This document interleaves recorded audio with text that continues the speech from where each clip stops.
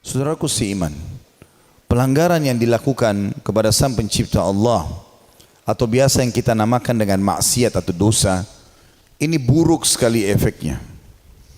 Bumi ini bisa luas, rumah kita bisa luas, mewah, kendaraan kita mewah, jabatan kita tinggi.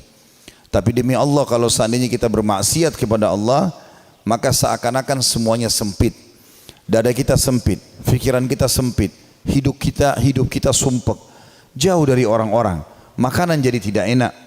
Apa saja yang kita dengarkan seakan-akan semua tertuju kepada kita.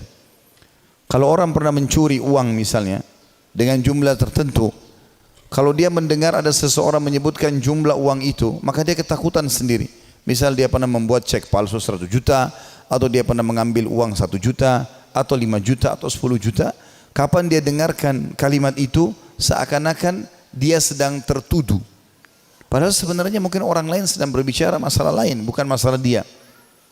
Tetapi sebaliknya, orang yang beriman, patuh kepada Allah Subhanahu wa taala, dadanya akan lapang. Walaupun rumahnya sempit, kendaraannya sederhana, bahkan mungkin tidak punya kendaraan. Mungkin pakaiannya biasa, enggak punya jabatan, mungkin hidupnya miskin. Tapi dia temukan sangat luas bumi ini. Dia bisa bernafas dengan lega karena tidak punya permasalahan. Itulah fitrah teman-teman sekalian. Dosa dan maksiat akan mendatangkan titik hitam dalam hati. Dan hati adalah mahkota manusia. Kata Nabi SAW, di dalam jasad manusia ada segumpal darah. Kalau dia baik, baik semuanya. Semuanya dia merasa nyaman. Pergaulannya, pendapatannya, segala macam hal. Pandangan matanya, pendengaran telinganya, jamahan tangannya, langkah kakinya, semuanya nyaman. Dan kapan dia rusak, maka rusaklah semuanya. Dan itu adalah hati manusia.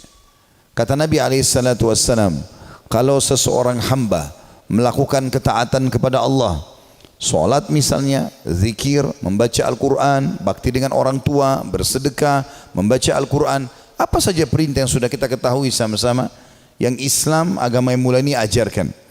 Kapan kita kerjakan itu? Kata Nabi SAW, satu perbuatan amal soleh ini Allah akan titikkan dalam hatinya sebuah tetesan cahaya atau satu titik cahaya. Kalau dia ulangi lagi amal soleh tersebut, dia rutinkan, maka akan dititikkan lagi titik putih. Terus saja titik cahaya itu dia isi dalam hatinya sampai hatinya menjadi terang benderang, bahkan dia bisa menerangi orang lain. Sebaliknya, dan ini saksi bahasan kita, kalau seorang hamba melakukan maksiat kecil ataupun besar, maka Allah titikkan dalam hatinya titik warna hitam.